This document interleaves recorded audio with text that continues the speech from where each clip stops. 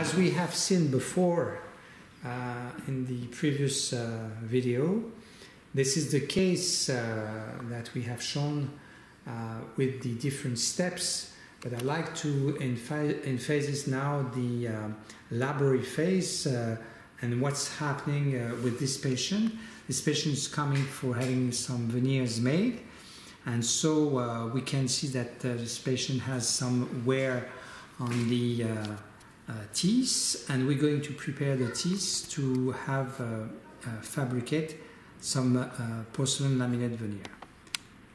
Here is the patient after the preparation of the teeth were done, and we are ready to take an impression and to have the whole sequence in the lab made. So this is the impression. You can see that what is important here is to have the borderline between the gum and the tooth right at the angle of the preparation, and that all the preparation can be seen as neat as possible, so we can give to the lab and to the ceramist something very neat.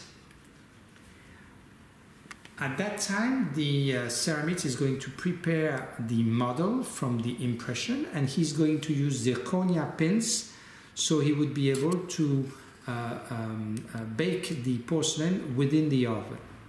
So this is the refractory material that he's going to use, and this is just after he had put the refractory materials with the pins, so he would have a positive model of what the patient has in the mouth after investing that within the impression.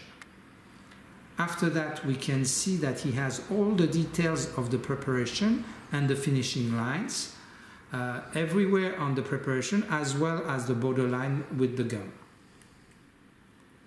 He's going now to separate the different dyes, so he would be able to put the porcelain material on each of the dye and bake them at the same time in the oven. He's going to remove all the excess of refractory dyes, and this is what he's doing here. And then he's going to be able to prepare the model in stone containing the refractory dyes. The stone and the refractory dyes are in the same color, even though this can go into the oven and the stone can't, of course. Now we can see that with this type of model, he's able to remove each of the dye and use it as much as he wants, the way he wants it. What's very interesting is that we can, with this kind of model, having a stone model which reproduces very delicately the borderline of the gingiva, which is going to be very helpful for the ceramist.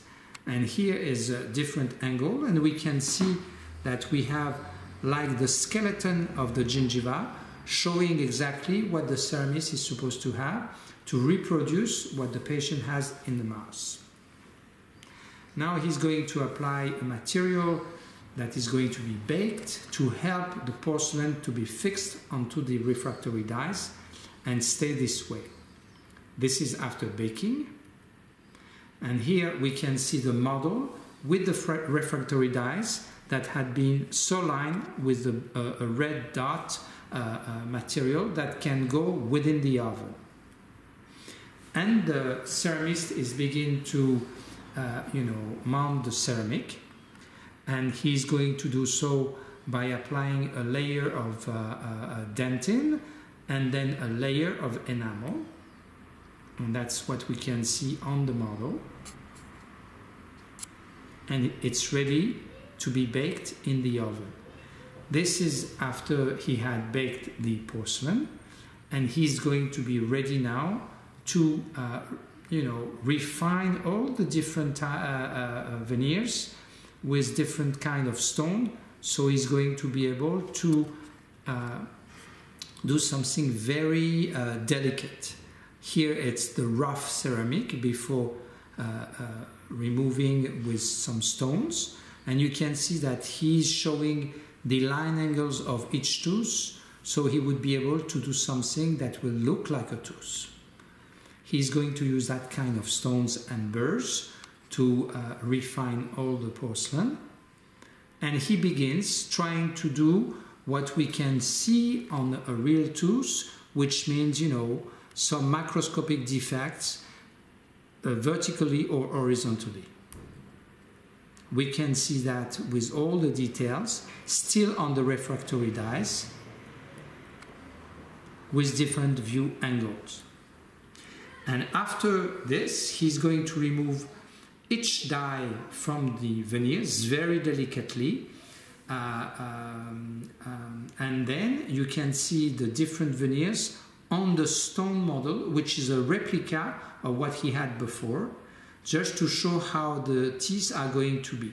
You can see that we respect very much in the lab as well as in the mouse the fact that each tooth is individually made, and sometimes it's a bit higher or shorter or slightly rotated because we respect what the patient has in the mouth.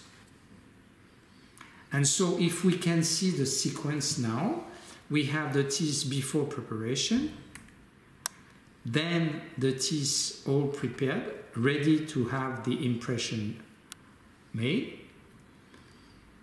And then after all the process we just have seen in the lab, the porcelain veneers onto the stone die, ready to be bonded in the mouth. And after trying and prepared in the lab, they had been bonded into the mouth of the patient, and we can see all the delicate work that had been done by our technician in the lab.